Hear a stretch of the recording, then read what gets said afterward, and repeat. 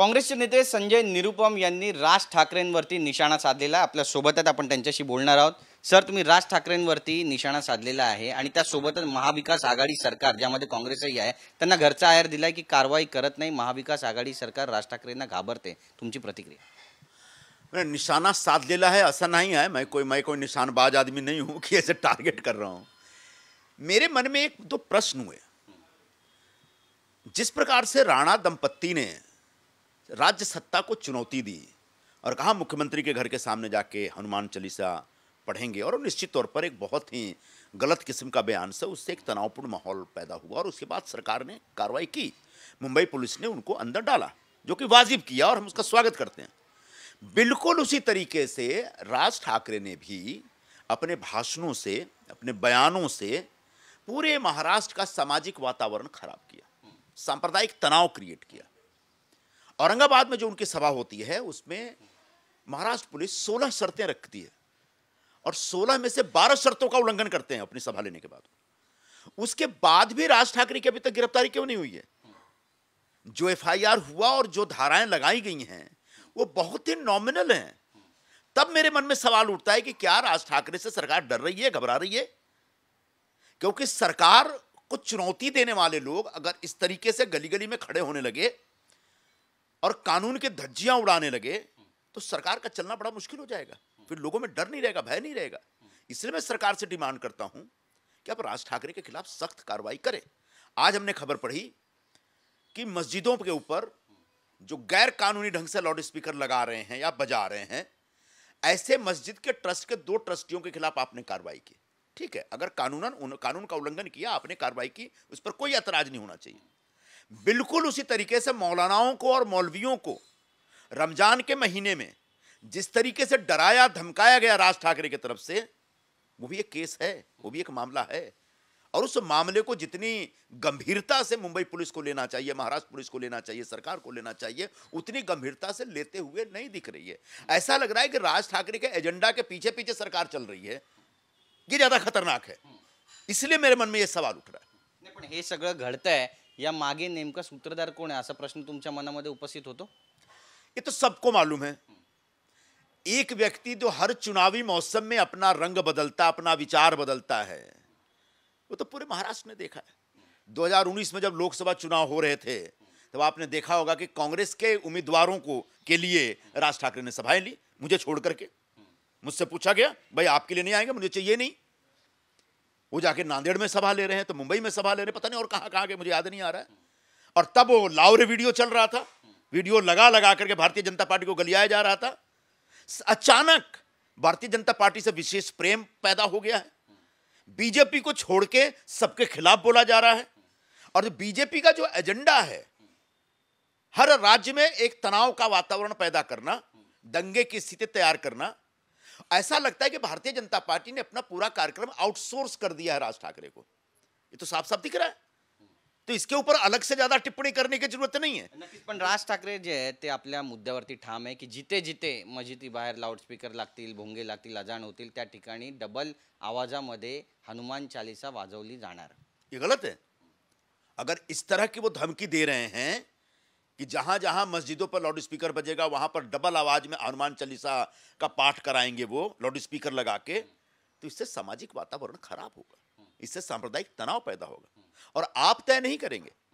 Supreme court का एक निर्देश है, गाइडलाइंस है, सुप्रीम कोर्ट का आदेश है कि रात को 10 बजे से लेकर सुबह 6 बजे तक लाउड स्पीकर नहीं बजना चाहिए।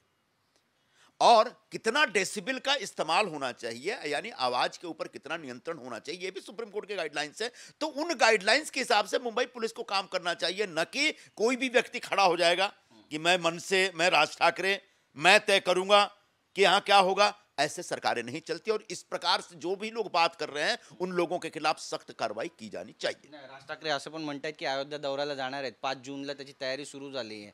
तयारी करो राज तिलक की भगवादारी आ रहे हैं, भगवादारी असे बॅनर्स सगळीकडे लागलेले आहेत। याकडे तुम्ही कसं पाहता? कारण विरोधही सुरू झालेला आहे। ब्रेत सिंग यांनी उत्तर प्रदेशामध्ये विरोध केलेला आहे की येऊन दाखवा, आम्ही सुद्धा पाहून घेऊ। भारतीय जनता पार्टी के सांसद ब्रजभूषण शरण सिंह का इंटरव्यू मैंने देखा कल परसों, और उन्होंने राज ठाकरे को धमकी दी कि हम आपको अयोध्या में घुसने नहीं देंगे और अगर अयोध्या आना चाहते हैं तो पहले आप उत्तर भारतीयों से माफी मांगे। मैं पूरी तरह से ब्रजभूषण शरण सिंह जी के बयान से सहमत नहीं हूं। अयोध्या जाने का हक किसी के पास भी है, सबके पास है। हिंदुस्तान का कोई भी व्यक्ति अयोध्या जा सकता है, रामलला में जाके दर्शन कर सकता है, मत्था टेक सकता है। लेकिन दूसरा पक्ष जो उनके बयान का है, उस बयान को समझना बहुत आवश्यक है। दूसरा पक्ष यह है कि उत्तर भारतीयों के ऊपर राज ठाकरे ने जो हमले किए और करवाए मनसे के लोगों के द्वारा, वो लोग भूले नहीं हैं। और अब अगर आप उत्तर भारत चाहते हैं, जाना चाहते हैं, राम के देश में जाना चाहते हैं, तो उस धरती से आए हुए लोगों के ऊपर जो मनसे ने अत्याचार किया था, फेरी वाले, ऑटो वाले, टैक्सी वाले के ऊपर जो मारा था, उनको प्रताड़ित किया था, उनसे आपको माफी मांगनी ही पड़ेगी। आपको अपने पापों का प्रायश्चित करना ही पड़ेगा, तब अयोध्या जाने का मतलब है, वरना कोई अर्थ नहीं। नक्कीच, पण काँग्रेसमध्ये जे उत्तर भारतीय आहेत ते सुद्धा राज ठाकरेंचा विरोध करणार आहेत, पाहायला मिळणार आहेत 5 जूनला। नाही, मैंने बताना, मैंने आपको, मी तुम्हाला सांगितलं ना की अयोध्या कोणीही जाऊ शकतो, त्याचा विरोध करण्याचा काहीही गरज नाही। हा चुकीचा है, हा स्टैंड चुकीचा है। आप कहेंगे कि भाई आप बनारस नहीं जाने देंगे, आपको हम अयोध्या नहीं जाने देंगे, जैसे लोग यहां बोलते हैं मुंबई नहीं आने देंगे हम आपको, हम इसका ही विरोध करते हैं। तुम कौन होते बोलने वाले भाई? ये देश सबका है, सबको कहीं भी कहीं जाने का अधिकार है, किसी भी मंदिर में जाने का अधिकार है, हर हिंदू को अपने मंदिर में जाने का अधिकार है, चाहे हिंदुस्तान के किसी भी कोने में मंदिर हो। तो हम लोग इस मुद्दे पर कहीं से भी मैं सहमत नहीं। नक्कीच, पण सुरुवातीला राज ठाकरे यांनी जेव्हा पक्ष स्थापन केला, उत्तर भारतीयांना कुठेतरी लक्ष केलं होतं आणि त्यावेळी तुम्ही सुद्धा बराच विरोध त्यावेळी केला होता आणि आता ते उत्तर प्रदेशामध्ये जात, अयोध्येत जात आहेत, कुठेतरी राजकारण आहे हे सुद्धा, यामागे सुद्धा कुणीतरी सूत्रधार आहे असं तुम्हाला वाटतं? नाही, जेव्हा त्यांनी पक्षाची स्थापना केली तेव्हा उत्तर भारतीयांना लक्ष केला, आता ते मुस्लिम समाजांना लक्ष करत आहेत। पुढे कोणाला लक्ष करणार मला माहित नाही। तर यांची जो पूर्ण राजकारण है तो एक नफरतवर आधारित है, मतलब नफरत के ऊपर आधारित राजकारण, राजनीति ये करते हैं, तो इनको हमेशा एक नफरत का पात्र चाहिए। पहले उनकी नफरत का पात्र कौन था? उत्तर भारतीय व्यक्ति थे, वो भी गरीब लोग थे। अब उनके नफरत का पात्र कौन है? मुस्लिम है, मौलाना है, मौलवी है। पता नहीं आगे जाके और किससे नफरत करने वाले और किसको नया नफरत का पात्र बनाने वाले। तो मैं राज ठाकरे से, उनकी पार्टी के लोगों से गुजारिश करूंगा कि साहब, राजनीति मोहब्बत से होती है, प्रेम से होती है, पॉजिटिविटी से होती है, निगेटिव विचारधारा से राजनीति नहीं होनी चाहिए। वरना पिछले 10-15 वर्षों में आपकी पार्टी लगातार रसातल में गई है, आगे भी जाएगी अगर इस प्रकार से निगेटिव पॉलिटिक्स करते रहे तो। नक्कीच, संजय निरुपम जी, तुमची बाजू मांडता, उत्तर भारतीय समाजाची नेहमीच तुम्ही बाजू मांडता आणि आपण पाहिलं की छठ पूजेला सुद्धा किती मोठ्या प्रमाणामध्ये उत्तर भारतीय तुमच्या सोबत असतात। नेमकं आता या प्रकरणामध्ये काय घडणार आहे? कारण काँग्रेसकडून आता विधान करण्यात आले, नाना पटोले म्हणतात की संजय निरुपम यांचं हे स्वतःचं वैयक्तिक विधान आहे, पक्षाचं विधान नाही आहे। मैंने नाना पटोले जी का ऐसा कोई बयान नहीं पढ़ा है, और सवाल व्यक्तिगत और पार्टी का नहीं है, सवाल समाज का है। जब एक उत्तर भारतीय समाज पर हमला हो रहा था, तब क्या यहां रहने वाले लोग और कांग्रेस में काम करने वाले लोगों के दिल में दर्द नहीं हो रहा था? क्या वो दर्द हम भूल गए? क्या वो दर्द पे इतना मरहम लग गया कि उसको याद ही नहीं आ रहा? तो मुझे तो दर्द याद है, और इसलिए मैं कहता हूं कि राज ठाकरे को माफी मांगनी पड़ेगी। नक्कीच, तुम्ही शिवसेनेला खूप जवळून पाहिलेले आहे, त्यांची कार्यकारिणी सुद्धा पाहिलेली आहे। आता राज ठाकरे शिवसेनेतूनच बाहेर पडून मनसेत गेले, यानंतर आता अयोध्याला जात आहेत। काही फरक महाविकास आघाडी सरकारवर त्याचा पडणार आहे का? किंवा हिंदू वोट बँक ज्याला म्हणतात, जे रिप्रेझेंट करतात, त्यामध्ये काही बदल होईल असं तुम्हाला वाटतं? ये भी आगे जाकर के पता चलेगा, क्योंकि राज ठाकरे की जो इमेज है वो एक रंग बदलने वाले और दल बदलने वाले और मन बदलने वाले, झंडा बदलने वाले ऐसे नेता की इमेज है।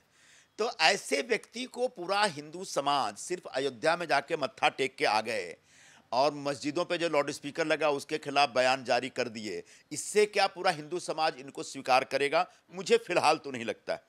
आने वाले दिनों में इसके ऊपर सही ढंग से विश्लेषण होगा और सही ढंग से इसका एक आउटकम दिखेगा।